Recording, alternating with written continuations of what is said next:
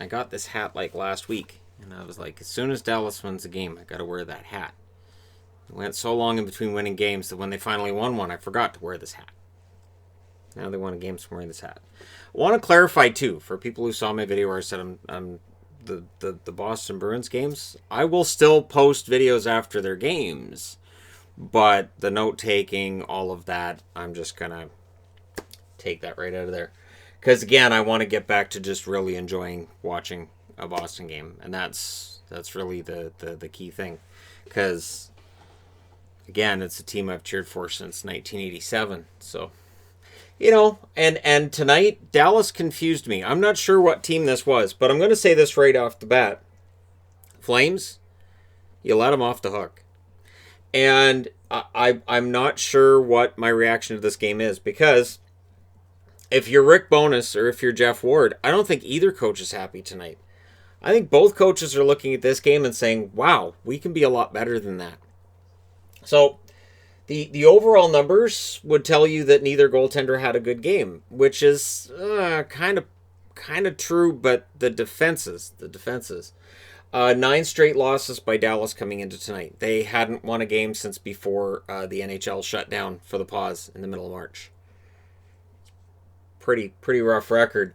And their lack of scoring has been interesting in that they lack the scoring, and then they'll get like 3 goals in a very short period of time like they did against Vegas. And that's something they did during the regular season. But that prolonged bounce back and answering really has been a problem. And then tonight, here we go. Dubé scores from Brody and Giordano at 19 seconds. So here's what's funny. Boston had just lost the game against Carolina. I flip over to this game, knowing they just dropped the puck, as the puck goes into the net, and I hear TNT, and I went, yeah, of course. Of course. That's how that works. So first shot in the net it goes. And the interesting thing is, of course, it's Talbot tonight, and I know there's people who think Talbot's fantastic, and they're right, but Talbot's also had games like this year, and I'm not going to say that he's not 100%, but there were certain times tonight that I thought he didn't look like himself. So this may have been he's not 100%, but Hudobin in game 1, so we've got to get Bishop in there. I don't know, because all we get is unfit to play or fit to play. That's all we get. We don't get anything else. So Dubé made it 1-0. No chance for Bishop, I thought, on that one either from the pass from Brody, and that's a start. That's great. So Dallas was stuck chasing the game. And I was asking myself, does Bishop's stick handling help that much? Because that's the big difference, is when Bishop's in net instead of Hudobin, you get good stick handling.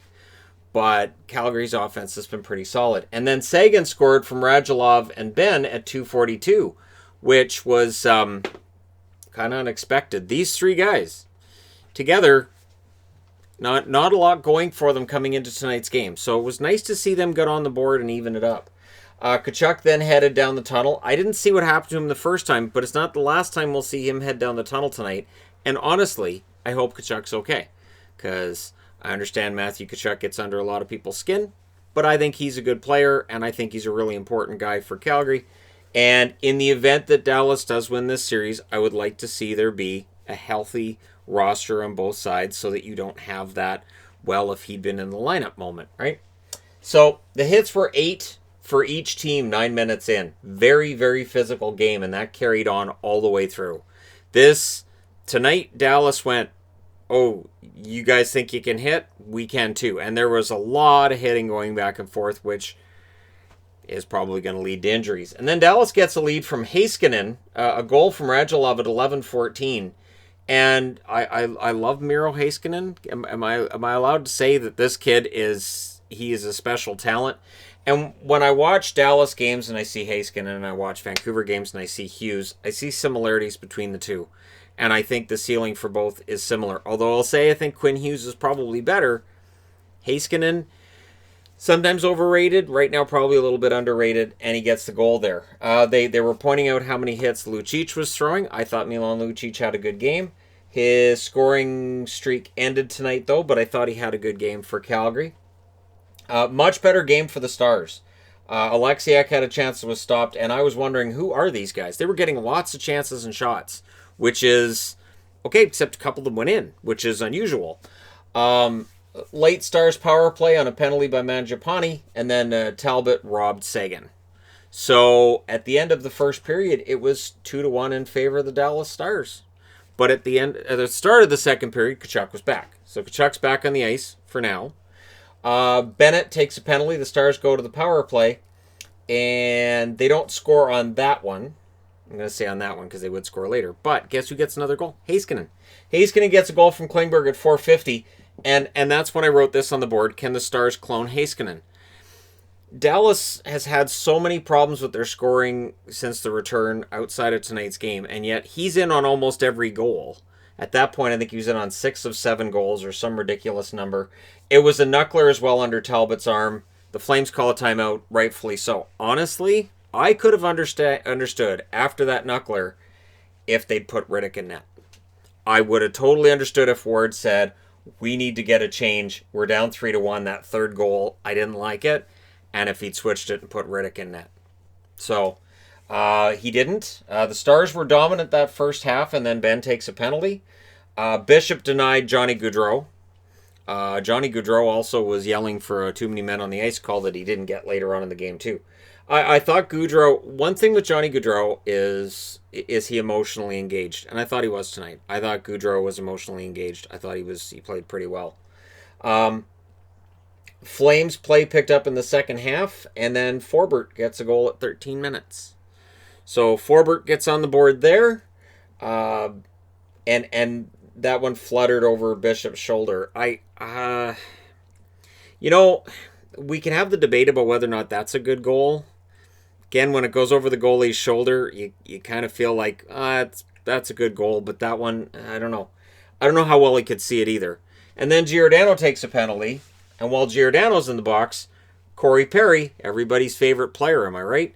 He scores from Foxa and Hintz at 15:05. I can't say that and mean it, and I'm a Stars fan.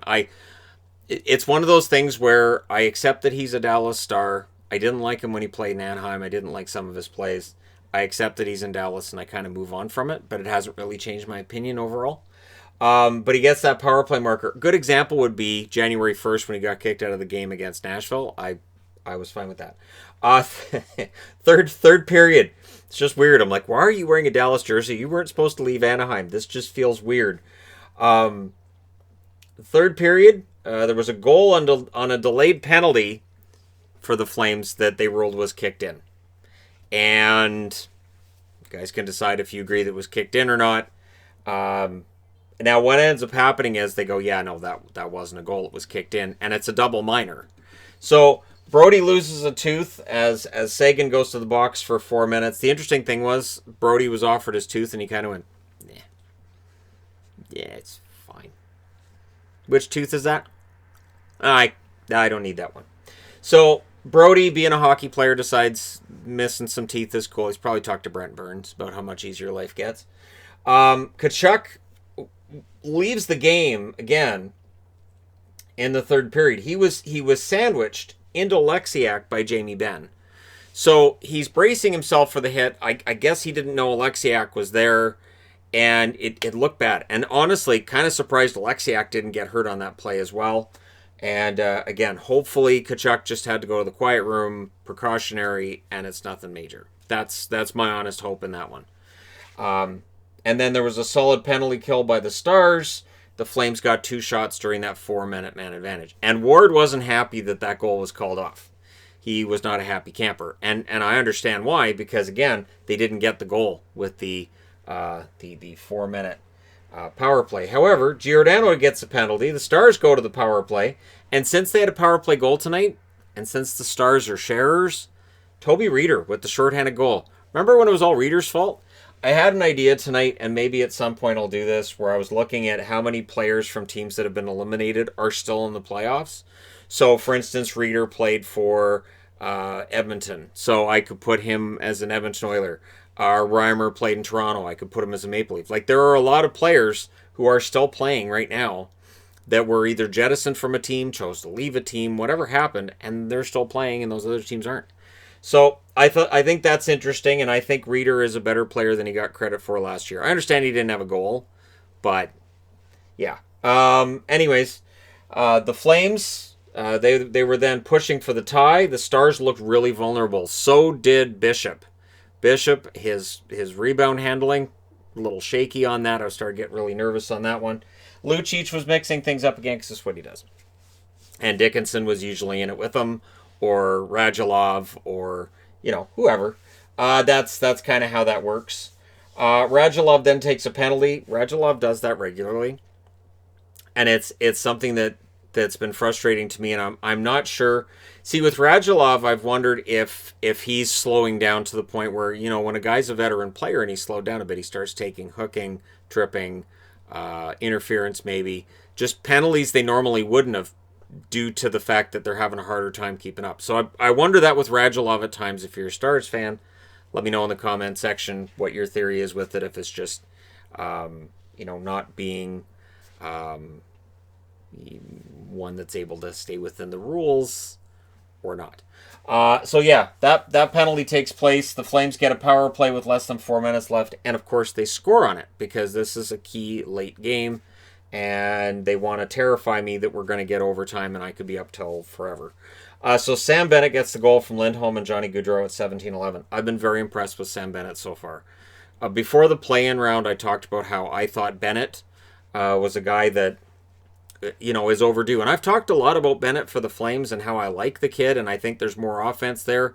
Maybe he needs to leave Calgary to fully realize his offense, but it's there. And when you see goals in situations like this, to me that says, yeah, he's capable. Lindholm and Gaudreau with the assists on that one.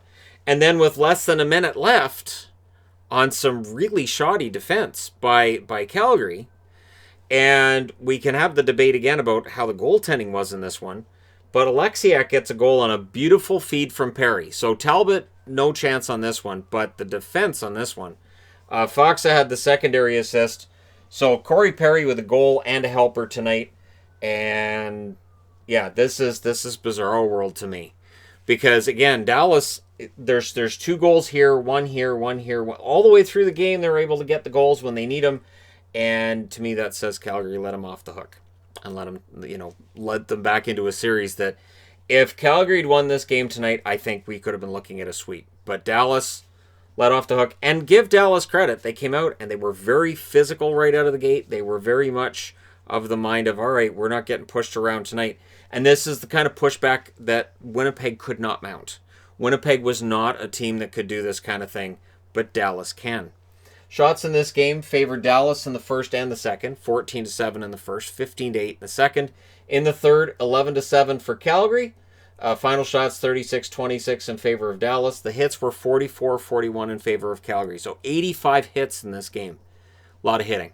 Power plays, both teams went 1 for 4. Talbot saves 31 out of 36 in the loss.